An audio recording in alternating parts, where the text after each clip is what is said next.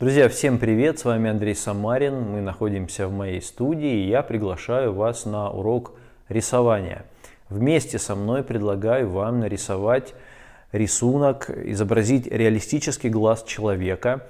И я хочу сделать этот урок обучающим, хочу разобрать на нем анатомию, основные узлы построения. То есть я хочу, чтобы вы научились рисовать глаза, закрепили свои знания, если вы уже умеете это делать. И самое главное, на этом уроке я поделюсь с вами визуальными эффектами, которые помогут сделать ваш рисунок конкурентоспособным, таким, мимо которого зритель никогда не пройдет в социальных сетях. Он будет смотреть, глаз будет смотреть на него, зритель будет смотреть на глаз и будет выяснять, как вы это сделали технически. Мы будем работать штриховкой по направлению в районе частей, где находится кожа, а саму склеру и радужку глаза мы сделаем в гиперреалистичной технике, и на контрасте этих двух эффектов мы добьемся этой особенной выразительности. Глаза – зеркало души, и создавать такие рисунки очень приятно и интересно, и даже существует целое направление в скетчинге, где люди рисуют глаза и соревнуются в качестве этих рисунков. И сегодня я поделюсь с вами знаниями, предложу вам свой вариант рисунка, который поможет вам стать в ряд хороших, качественных работ, и вы сможете занять свое место среди художников, которые делают это очень хорошо. Внимательно смотрите урок, усаживайтесь поудобнее и давайте начинать. Вперед! Итак, друзья, начинаем наш рисунок. Глаз всегда начинается с формы круга. И обязательно рядом я рисую немного ниже середины второй объем, который является слезником, как планета и ее спутник. Далее я нахожу кантус внешний, место смыкания век, и рисую толщину век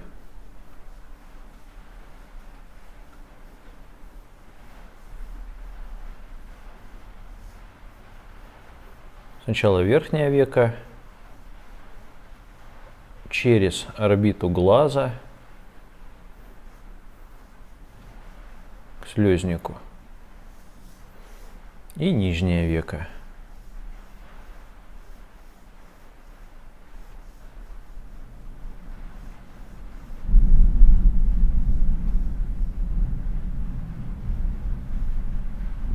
Нижнее веко рисуйте менее интенсивно,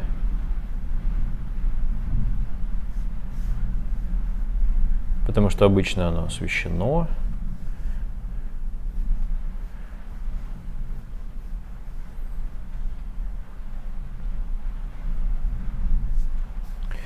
И теперь можно поискать радужку в центре.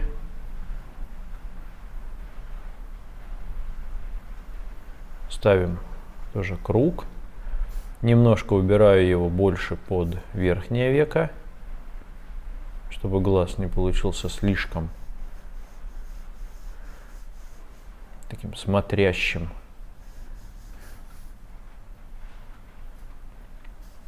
Намечаю зрачок. Строго по центру, насколько сможете, поставьте в центре круга. Можете сразу его заштриховать. Это одна из самых темных частей, но штрихуйте не в полную силу, потому что этот элемент находится дальше, чем ресницы. Самые контрастные будут у нас ресницы, самый темный тон мы будем применять на них. Теперь я добавляю высоту века.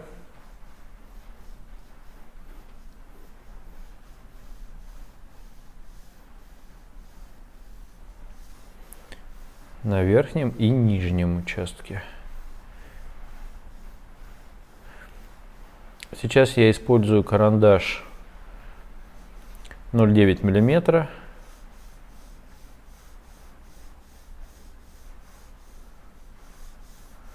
Подглазничная складка, круговая мышца глаза может создать этот объем.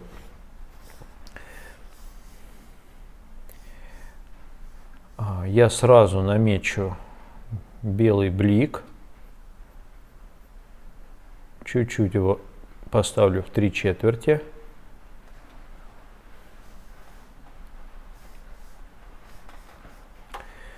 И я могу в районе радужки сделать растяжку от темного к светлому. Внизу будет собираться свет, как в капельке воды, вот в этой части. А наверху радужка у нас темнее, в районе блика.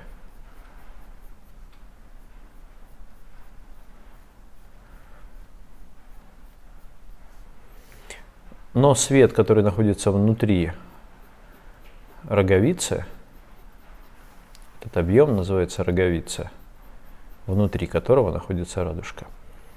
Этот свет будет уступать по яркости блику.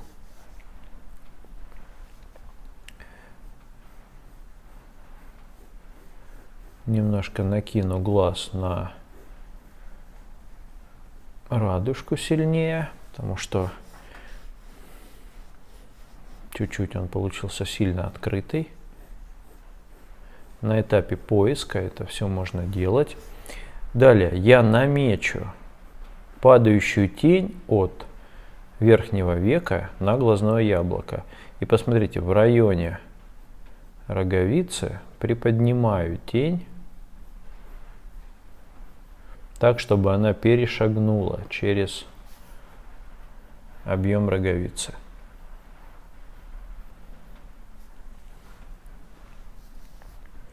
Тоже наполняю падающую тень тоном.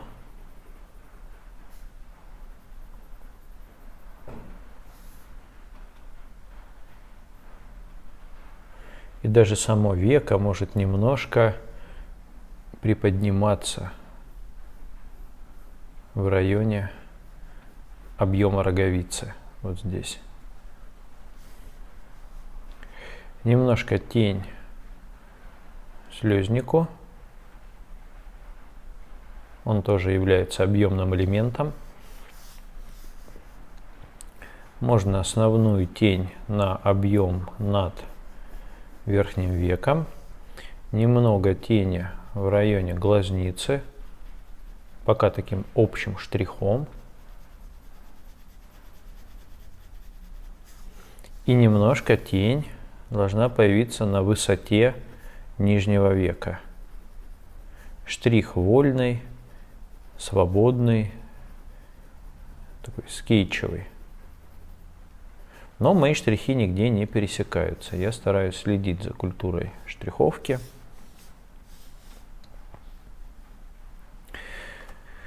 На этом этапе можно взять салфетку и немножко смягчить рисунок. Сильно не нужно его затирать, но чуть-чуть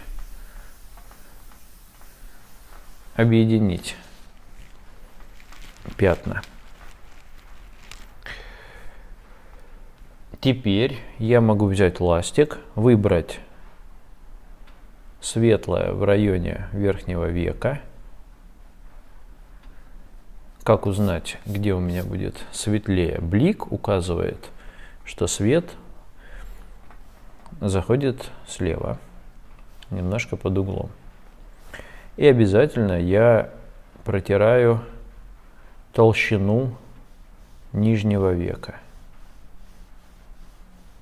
Это всегда светлая часть при классическом освещении. Блик, который находится в центре, я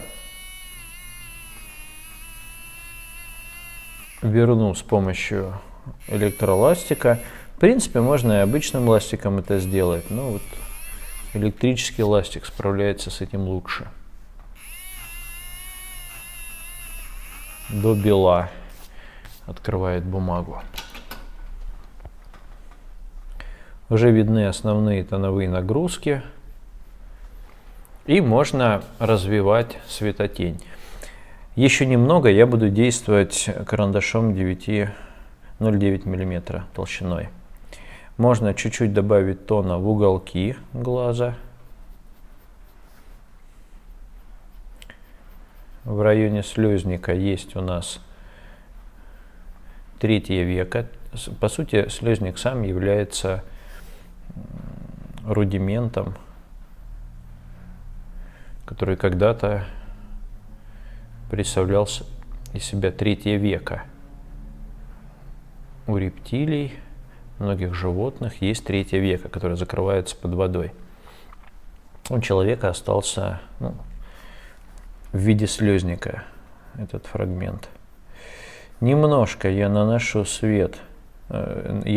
тень на толщину верхнего века. Как правило, эта часть затемненная бывает.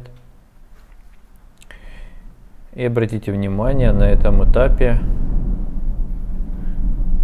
я не делаю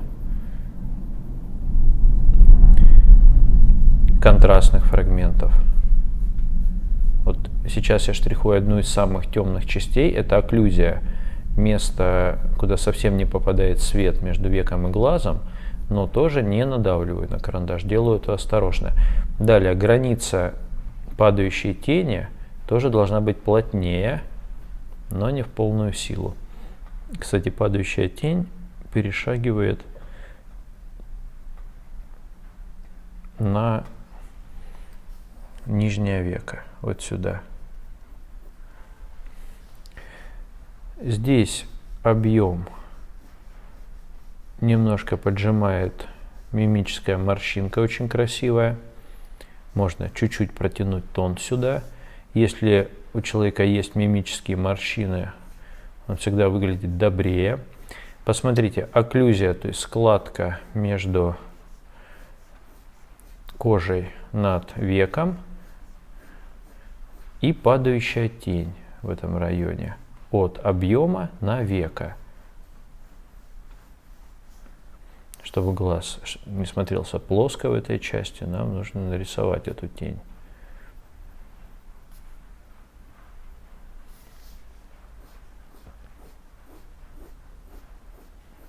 Интенсивность этого элемента будет слабее, чем внутри глаза, поскольку элемент является второстепенным.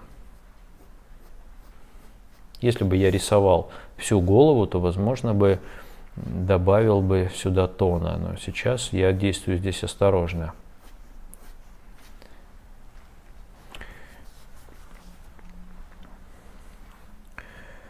Я проработаю лимб.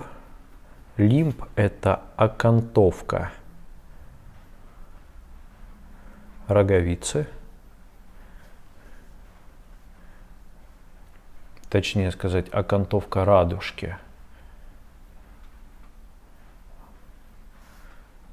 Ну, вот границы совпадают, роговицы и радужки. Лимб является таким контуром. Немножко плотнее иду в зрачок. Это отверстие, куда проникает свет.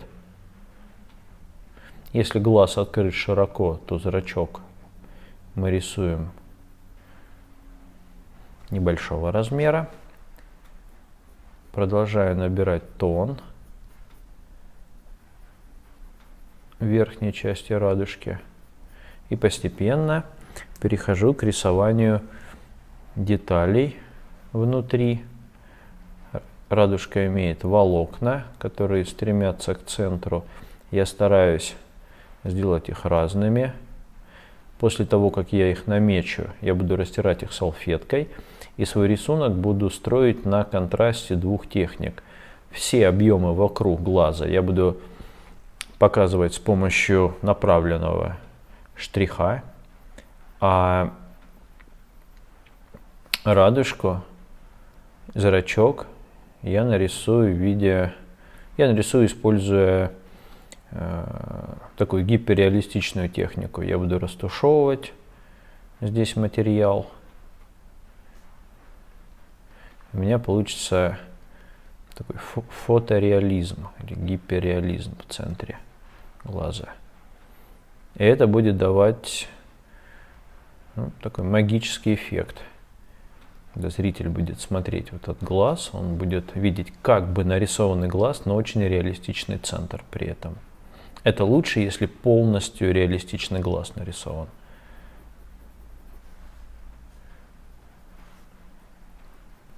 Я очень осторожно, не рисую четких пока.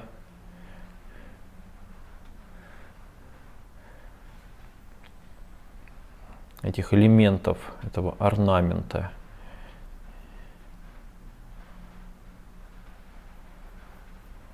Чтобы рисунок получился реалистичным, не спешу набирать тон. Он должен быть многослойным. Теперь возьму салфетку. Перед тем, как буду создавать контрастные пятна, туго сожму уголок и немножко растушую штрих внутри глаза.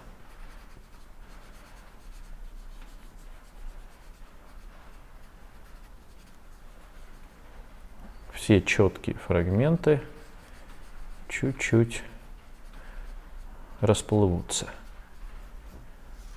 Вот так.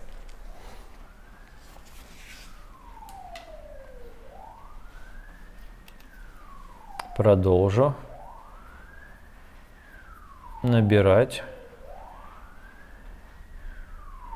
тон в деталях. Еще немножко уточняю лимб.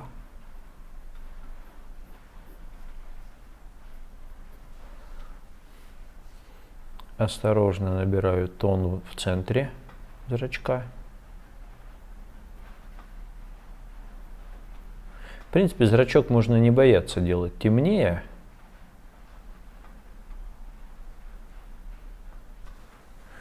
Но для особого качества рисунка мы немножко сделаем его размытым. Детали могут переходить и на участок, где лежит падающая тень. Падающую тень пришло время сделать темнее.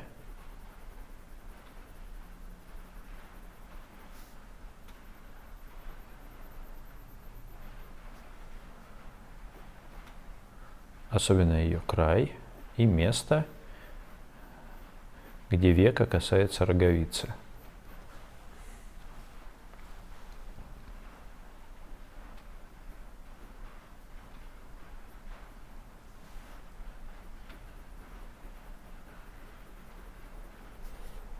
По краям тоже чуть-чуть добавляю.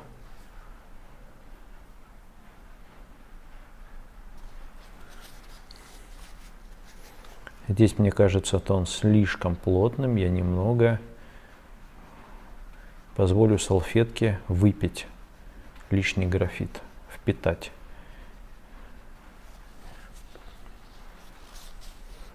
И добавлю немного тона.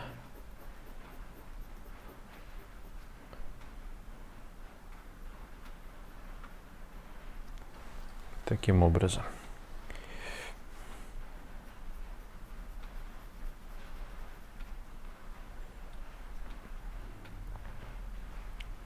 Пришло время взять в руки карандаш потоньше. Дальше я буду работать карандашом толщиной 0,5 миллиметра.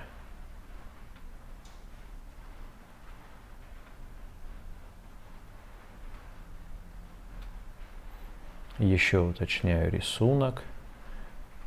То есть весь космос, вся магия этого рисунка заключается в центре. Еще контрастные детали, элементы пигментации появляются в центре глаза.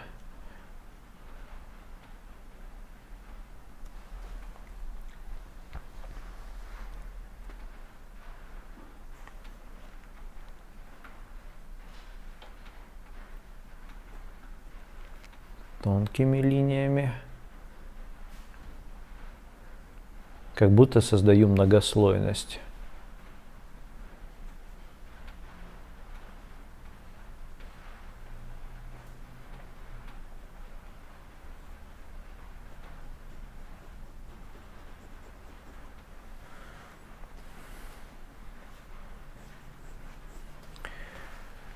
И пришло время поштриховать объемы вокруг. Я буду осторожно укладывать штрих по форме.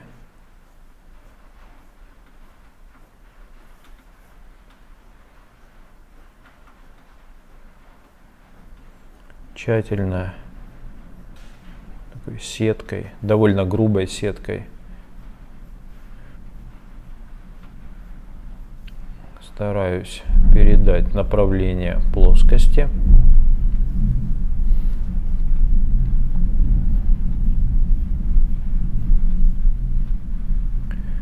Работая со штрихом по направлению, очень важно работать тщательно, внимательно. Нельзя быть небрежным. Немного затемняю еще высоту глаза по краям. И стараюсь работать в разных участках.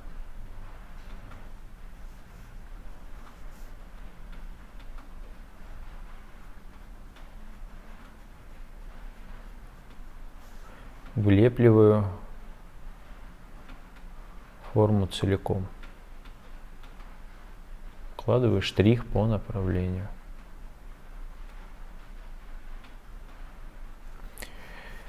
На участках, которые находятся далеко от центра, но имеют тени, я буду использовать штрих прямой, для того, чтобы нивелировать объем.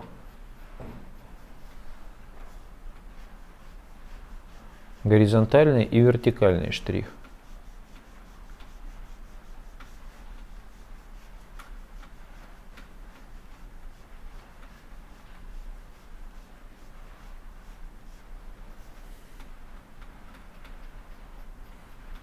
Здесь под слезником часто бывает светлое место, кожа очень бликует. Мы оставляем штриховку здесь очень легкую. А над слезником в этом месте обычно материя проседает, то есть здесь нет жировых отложений. С внешней стороны нависает материал, а здесь мы можем набрать тень, потому что глазница имеет впадину в этом районе. И глаз обычно темный рядом с носом, в верхней части глаза. Мы видим такую область теневую.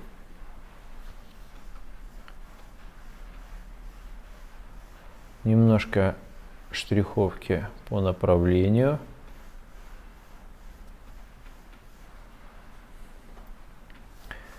Я стараюсь выдавить форму глаза, сделать ее выпуклой.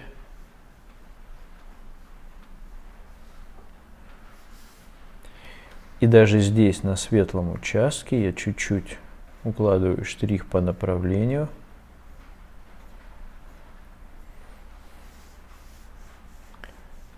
В теневой части еще усиливаю. Каждый штрих рисую осторожно. Мои штрихи не пересекаются.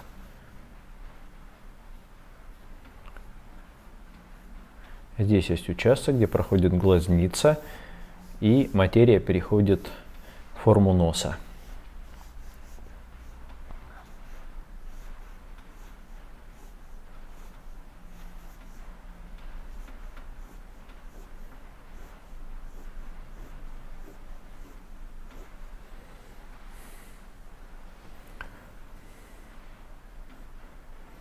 Тщательная штриховка в районе уголка. Каждый штрих укладываю отдельно. Заношу карандаш. Пытаюсь отслеживать эти действия сознательно. Каждый штришок.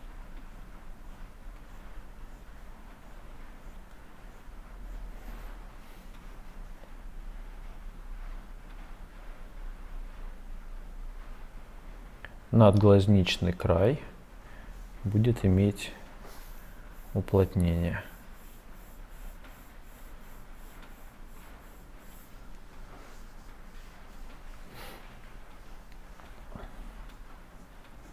Чуть-чуть уплотняю складку, добавляю тона и разворачиваю ее в мимическую морщинку. Падающую тень впускаю вслед за ней. И развиваю штрих наверх.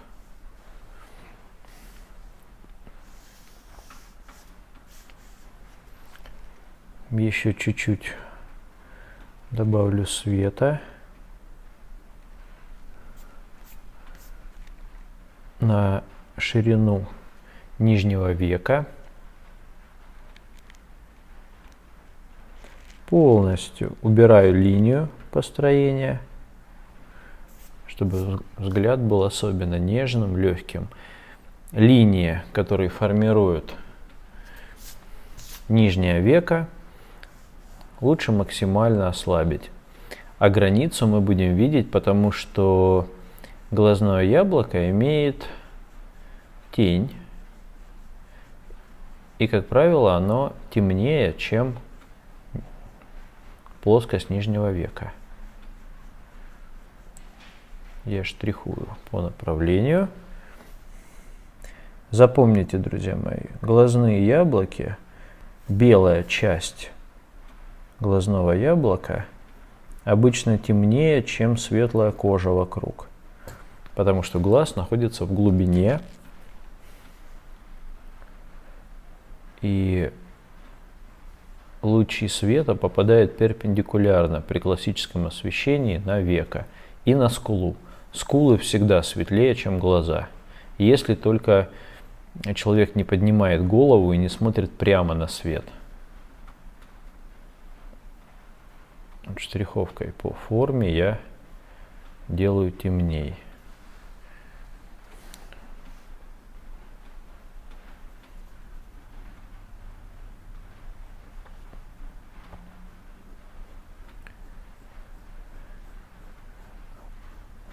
Еще немного тона падающей тени.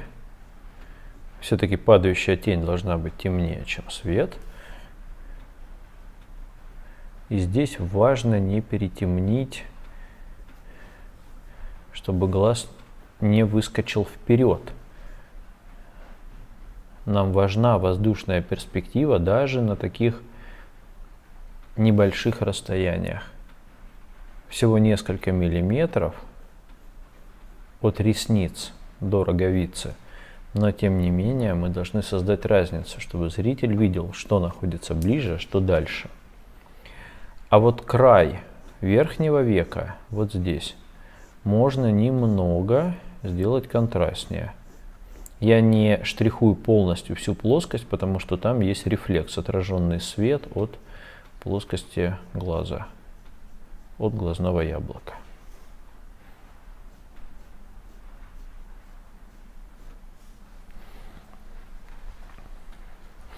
В целом глаз выглядит объемно.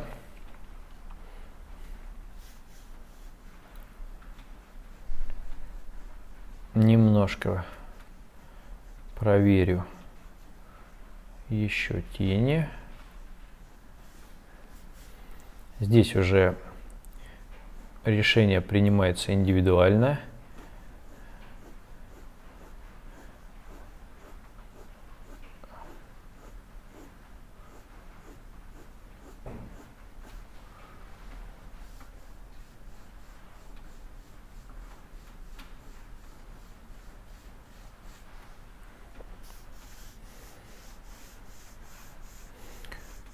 По поводу каждого фрагмента.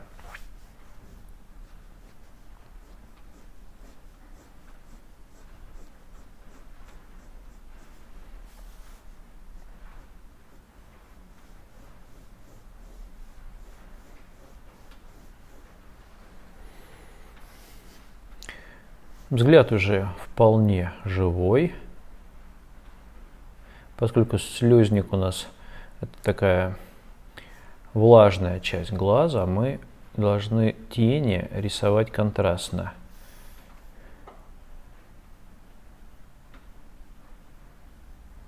Я добавляю слезнику тень. Да и сам слезник, он у нас, конечно, по цвету темнее. Он более красный.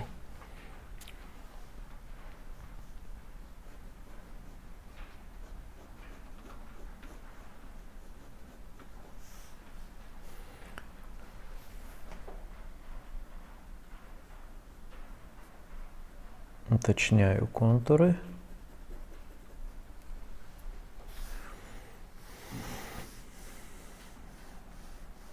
Немного, не побоюсь, легких морщинок добавить на веко, чтобы еще лучше проявить форму. И когда появляются морщинки, глаз оживает, потому что морщинки появляются в результате движения мускулов внутри век.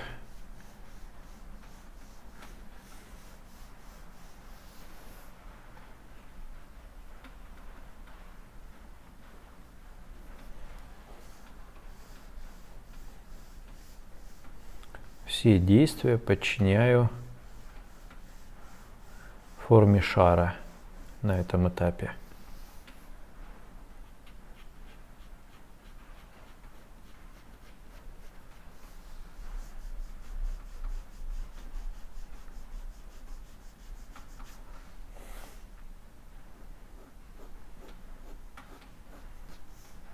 Свет, полутень, тень собственная, рефлекс, окклюзия, падающая тень и напряжение тона на краю падающей тени. Все градации, которые можно показать в классической системе освещения, здесь присутствуют. Штрих помогает проявить форму.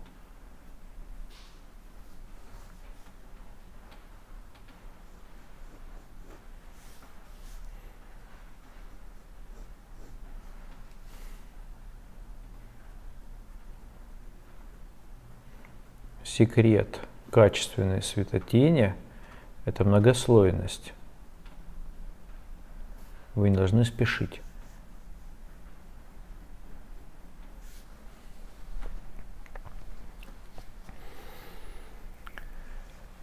Я немного открою блик на слезнике. И можно попробовать разомкнуть линию касания века в нижней части.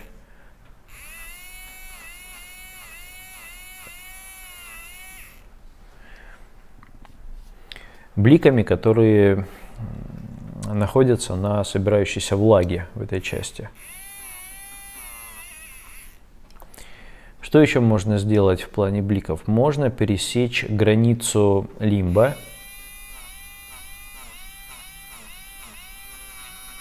Второстепенным бликом.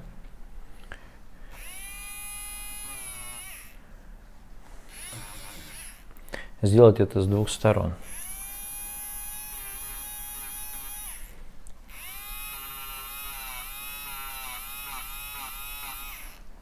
Но после того, как вы это сделаете, кстати, еще может быть блик,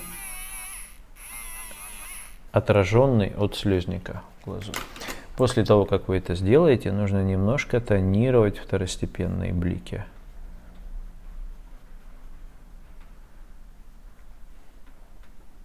Чтобы они не получились ярче, чем основной.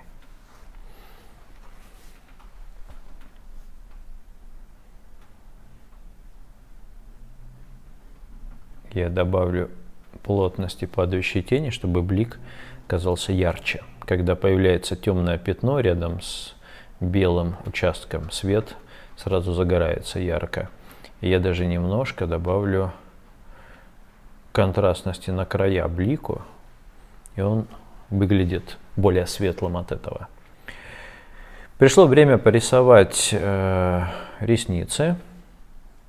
Это можно сделать карандашом, который я держу в руке, но если у вас есть карандаш еще тоньше, то лучше поменять инструмент. Веки очень удобно рисовать, веки, а ресницы очень удобно начинать рисовать с нижнего века. Здесь форма очень простая. Посмотрите, я рисую веки, я рисую ресницы в разных участках. Задаю направление. То есть я не двигаюсь слева направо или справа налево.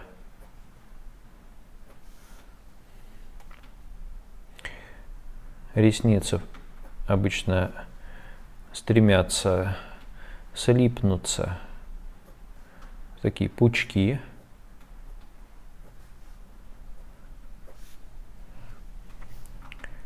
По 2-3 ресницы можете объединять их. У слезника они совсем крохотные, и бывает их здесь совсем нет в этой части. А ближе к внешней части глаза они становятся гуще. И в центре здесь тоже может быть ресница крупней. И теперь перехожу на верхний участок. Посмотрите, очень длинные ресницы находятся у самого края.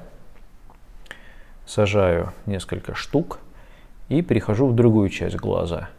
Здесь ресницы меньше, и они смотрят на нас, то есть мы их видим фронтально, поэтому мы их рисуем короче.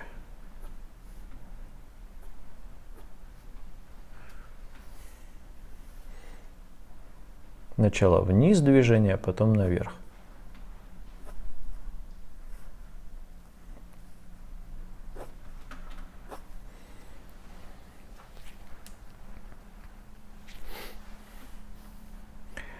Самые темные пятна моего рисунка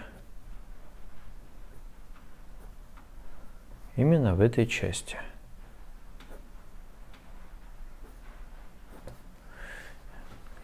Ресницы старайтесь поставить поштучно, нарисовать каждую. Но не стоит этого делать в портрете. Когда вы рисуете портрет, вы должны сосредоточиться на основных объемах.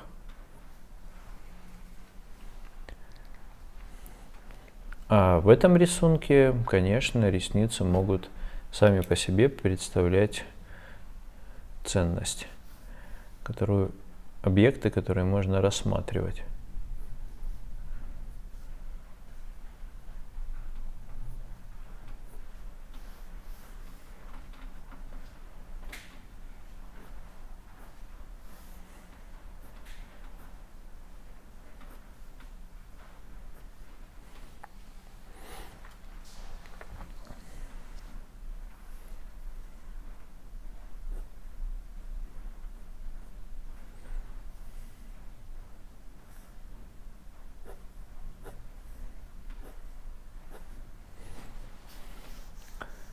Ресницы, конечно, у красивой девушки обычно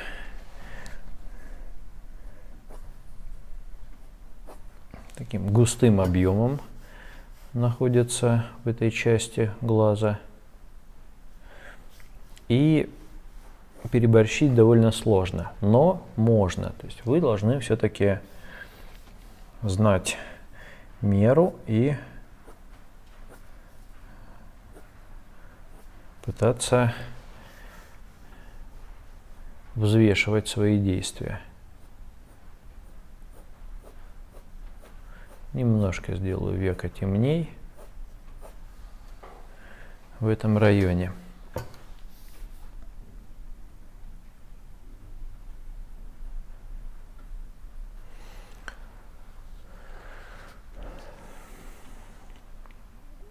Ресницы лучше выделить в нижней части, сделать их насыщеннее там, где они изгибаются. Нужно очень точно подобраться к этим фрагментам. Если вы хотите прямую линию создать, конечно, лучше проводить ее быстрее.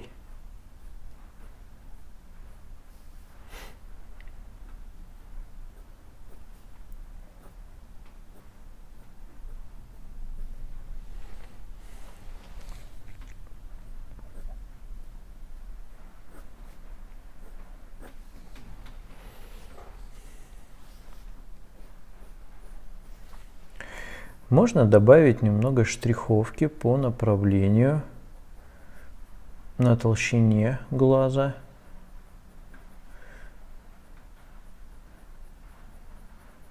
Это поможет воспринимать легче ресницы, чтобы они не были такими приклеенными элементами. Таким образом, создавая лучевую симметрию, мы как бы соединим ресницы с общей формой.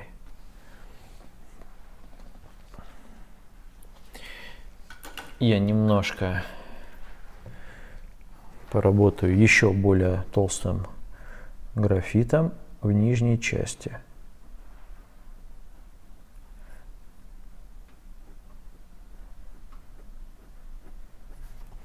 Некоторые ресницы, самые крупные, сделаю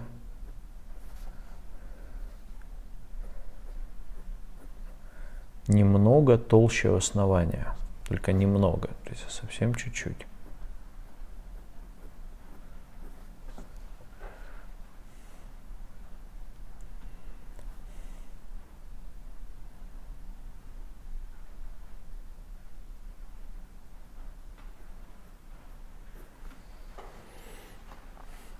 Стараюсь передать этот изгиб таким крючком.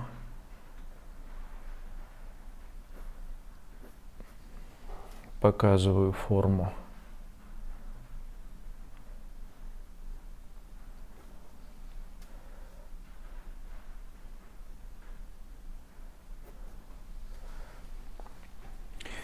Вот обратите внимание, сейчас уже видно, что ресницы контрастнее, чем центральная часть. Центральная часть от этого выглядит намного лучше, она выигрывает.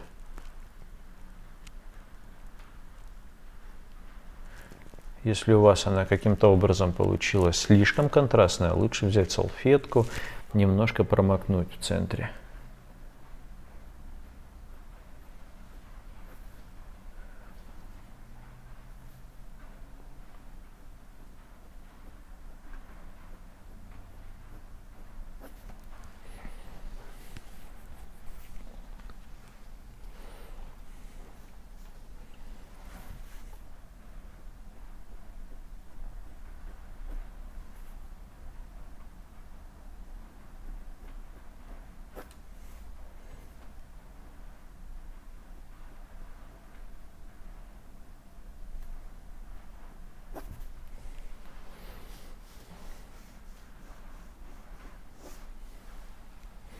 Добавляю еще.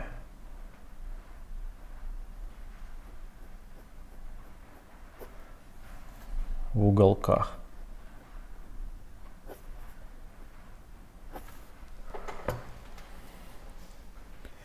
И снизу здесь можно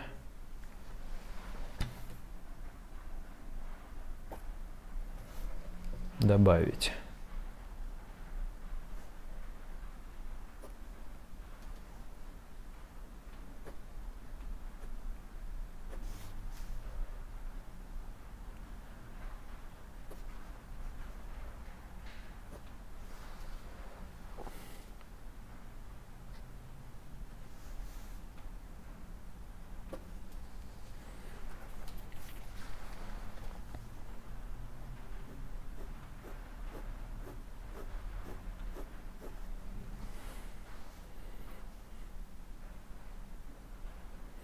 Чуть-чуть дорабатываю детали.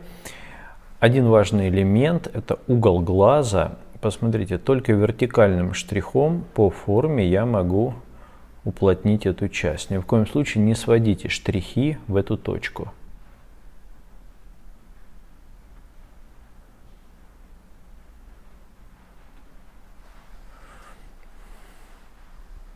То же самое с этой стороны. Если вы уплотняете тень, действуйте поперечным штрихом.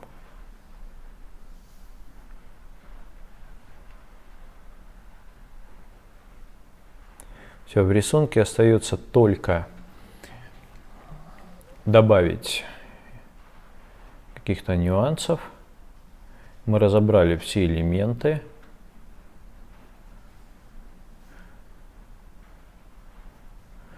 Помните, что рисунок лучше оставить немного легче, чем перегрузить его. Будьте осторожны с уточнениями.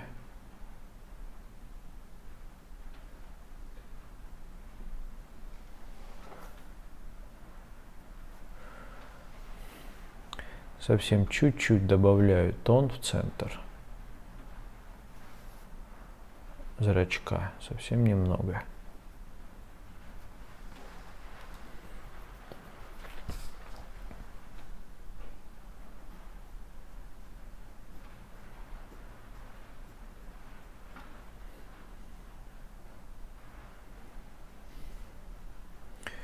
Поскольку у нас такие густые ресницы получились, мы можем немного показать их отражение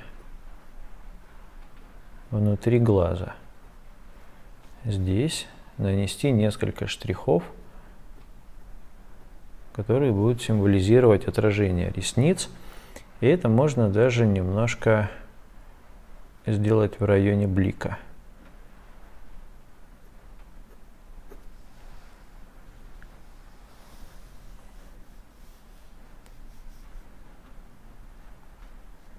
Чуть-чуть тонирую белое пространство штриховкой вокруг, чтобы полностью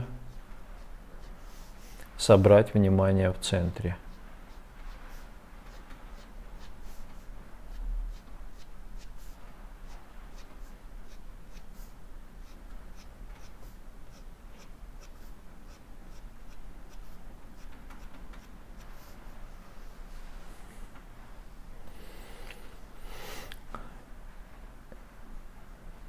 Нижнее веко чуть-чуть затонирую с краю, слева и справа.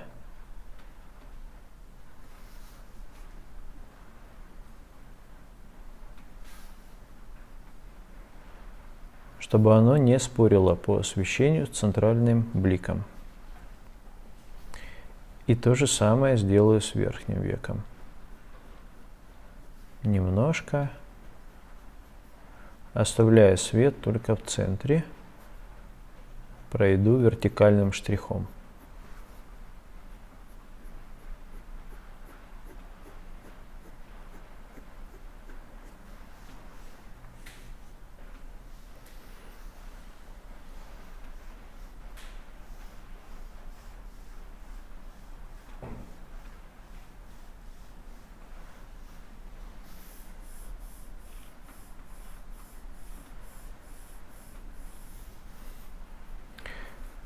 Ну, пожалуй, наш рисунок готов.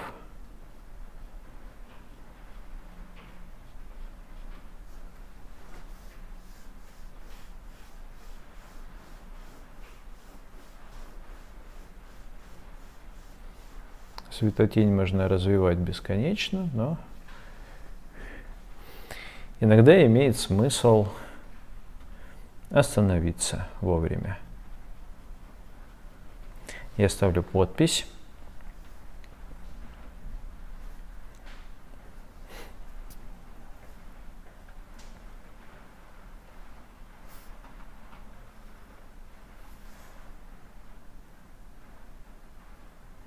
Рисую еще один глаз.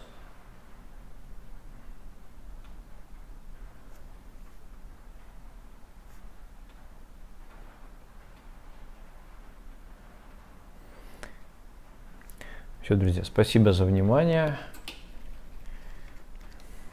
Немножко последний штрих, чтобы видео было интереснее. Чуть-чуть бликов внутри радужки.